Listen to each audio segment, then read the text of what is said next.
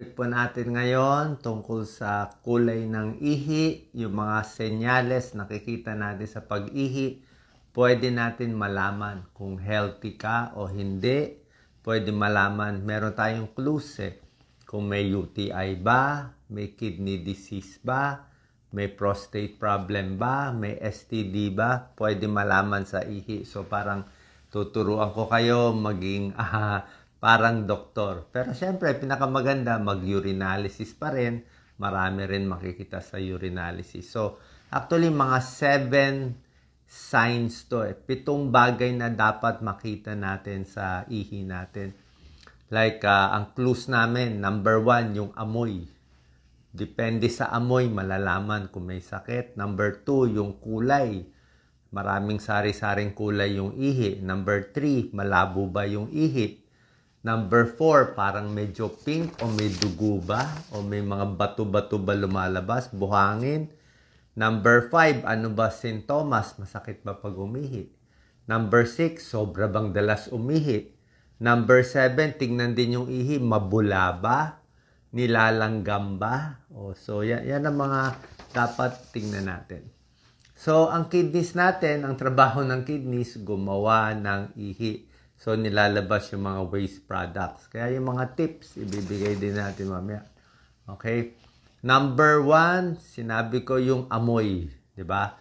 Ano ba ang normal na amoy ng ihi? Siyempre, medyo mapanghi yung ihi. Normal yon. Pero pag ang ihi mo ay parang amoy ammonia. Alam niyo yung ammonia?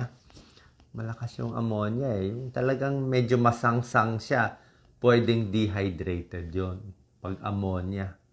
Okay?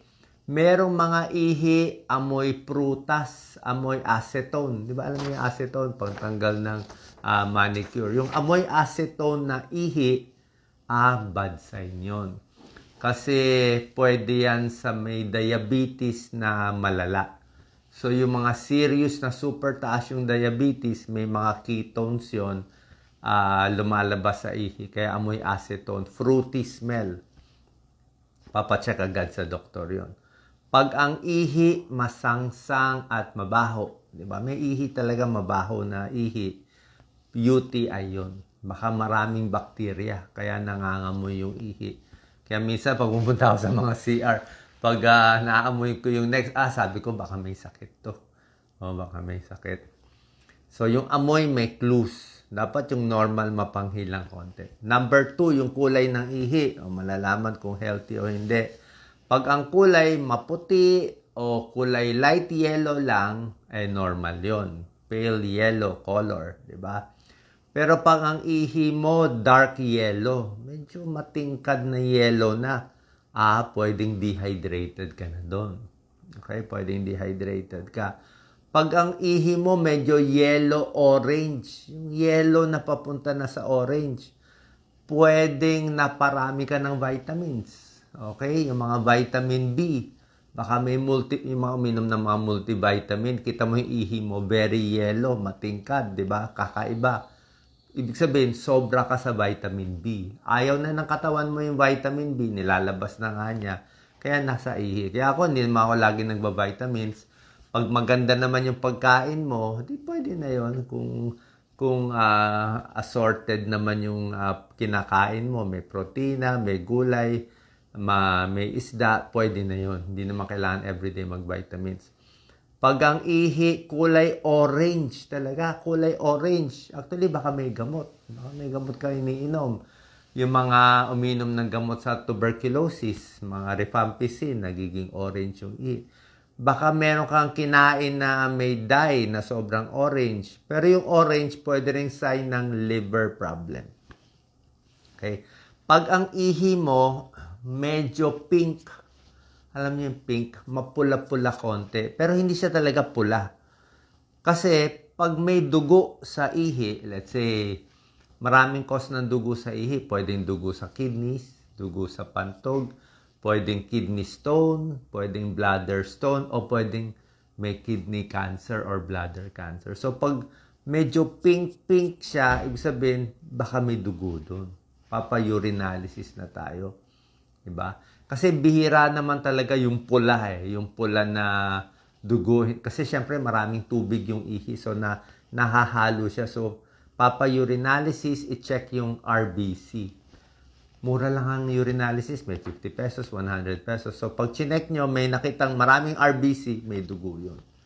Aalamin natin bakit. Pag maraming WBC, white blood cells sa urinalysis, UTI yon. Okay? Kailangan uminom maraming tubig, kailangan mag-antibiotics kung UTI. So, pink or red urine. Pero yung ihi na super pula, pwedeng baka meron ka kinaing mapula masyado. Pwede rin yon. May ihi na kulay green na o kulay blue. Blue or green, usually may nakain siyang sobrang kulay. Baka meron kang kinain na may food coloring na sobra daming green o sobrang daming blue. Meron nga minsan nagpapanik sa akin na ihi daw niya kulay blue Pero may kinain siyang masyadong blue na dye. Kaya ayoko nga may food coloring masyado. Okay. Ito po, pag ang ihi kulay brown, ang brown po hindi maganda kung brown. Yung brown, dark brown, ibang usapan yon. Yung dark brown, pwedeng liver problem or kidney problem. Okay? Ang ihi na dark brown, yung mga nagbaboxing, na bugbog, o yung nag-hazing, yan, o may rhabdomyolysis, pwede maging brown yung ihi. So, hindi po sabihin, nabugbog yung katawan, yung muscle nasisira So, sa kulay, marami tayong matututunan. Number 3, yung labo. Gaano ba kalabo yung ihi? Pag very cloudy kasi yung ihi, pwede may UTI, kaya malabo. Sabihin, baka may nana, may white blood cell. Yung STD, sexually transmitted disease. Pag may STD, may tulo, lumalabo din yung ihi. May kidney stone, may diabetes, pwede rin lumabo yung ihi. Although sa diabetes, usually nilalanggam yung ihi. Pag yung ihi mo nilalanggam, alam nung langgam kung mataas ang blood sugar O diabetes. Okay? Dati nga, ang mga doktor noong lumang panahon, tinitikman pa yung ihi. May ganun dati yan tinitikman. Kung matamis ay diabetes. So, anyway, hindi na ginagawa ngayon may urinalysis. May prostate problem, pwede rin lumabo yung ihi. So, maraming dahilan ba't lumalabo. Number 4, pinag-usapan ko na yung may dugo, ang ihi, o may bato-bato, may buhangin. So, pag may lumalabas na buhangin, kidney stone yan. So, meron kang factory na parang gravel factory. So, kailangan maraming tubig iinumin mo dito pag may kidney stone. Kidney stone, you will need mga 3 litrong tubig araw-araw o 12 glasses of water pag meron ka ng kidney stone. So, yung iba ayaw uminom, yung iba 3 glasses, hindi po pwede. Up to 12 ang kailangan nila. Pag kidney stone na, pag yung mga may kidney disease nga, halos 3 liters din. Pero sa atin, mga 8 baso, pwede na. Pwede yung tubig, mas maganda kaysa yung mga soft drinks at ibang inumin. Number 5, sintomas. Masakit ang pag-ihi. Okay? Kung dating hindi masakit, tapos sumasakit ngayon, pwedeng may UTI ka. Okay? Pwedeng may pamamaga do sa puwerta o sa urethra. Pwede yan. Yung may sexually transmitted disease, may tulo, gonorrhea, chlamydia, masakit din ang pag-ihi. May prostate, lumalaki yung prostate, di ba?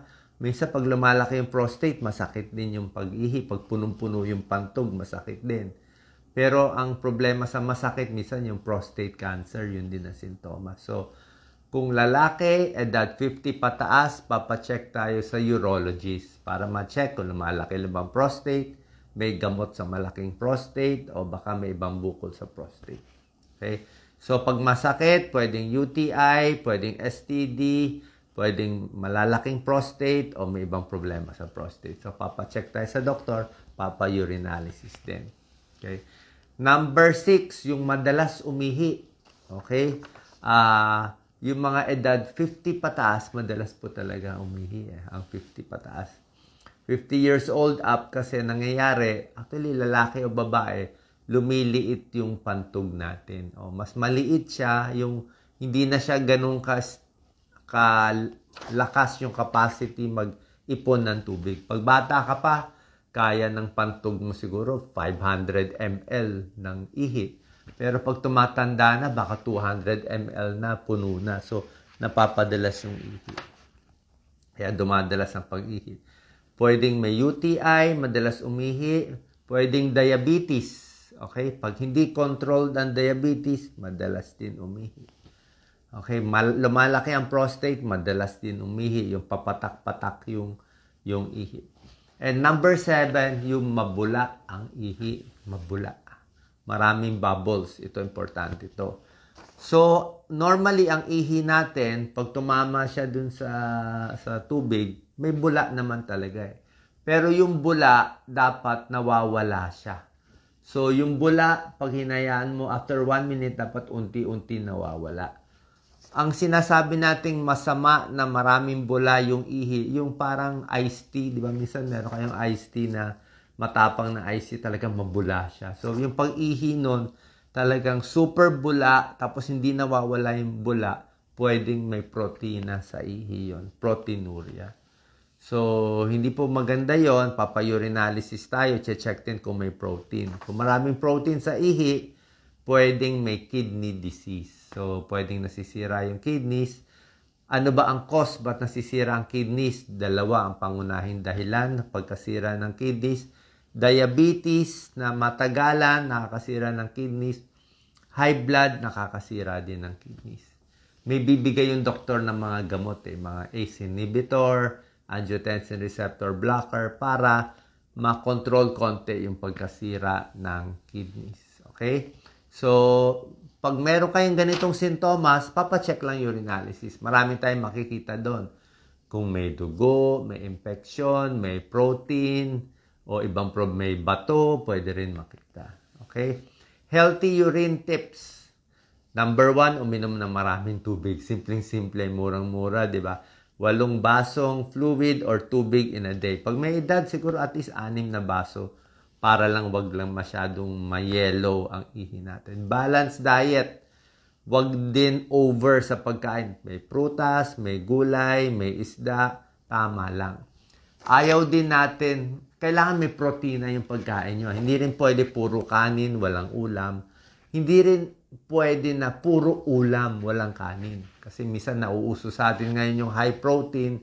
Let's say, kumain ka ng 5 pork chop. O, ganun. Sobra dami yun, 5 eh. O, kumain ka 1 buong manok, di ba? So, masyado maraming protein yon. Yung tamang-tama lang, siguro 1 pork chop lang. O, pinakamaraming 2. Kasi nga, pag too high na protein, nahihirapan ang kidneys. So, ang kidneys natin nahihirapan din kung masyado mataas yung protein. Sabi nga ni Dr. Montemayor, pag marami kang kinain karne, yung kidneys mo, yung trabaho na parang naglalakad lang yung kidneys mo, mangyayari, tatakbo yung kidneys mo. Magiging extra effort yung kidneys mo dahil sa maraming protein na kinain mo. Kaya nga yung mga may kidney failure, yung nasisira ang kidneys, mataas ang creatinine, binabawasan ang protina nila. So, tamang protein lang. Okay? Huwag sobra, huwag kulang. Sa vitamins, tama-tama, wag din overdose, wag too high, wag yung meron ka ng multivitamin, nagdagdag ka pa ng iba, nagdagdag ka pa ng masyado marami. Kung vitamin C, siguro 500 milligrams, pwede na yun. Wag nang sobra taas. Maintain ideal weight, wag magpapataba. Good hygiene. Tapos magtalik, dapat umihi. Yan. Very important yan, lalo na sa mga kababayan. Tapos magtalik, kailangan umihi ng 1 beses, kundi pwede mag-UTI. Pwede mag-UTI. So, maghugas maigi. Limit alcohol, limit ang kape kasi nakakaihi din. Tigil sigarilyo at syempre, regular check. Yan ang kailangan natin. Sana po nakatulong itong tips natin para malaman kung healthy o hindi sa pagtingin sa ihi. Salamat.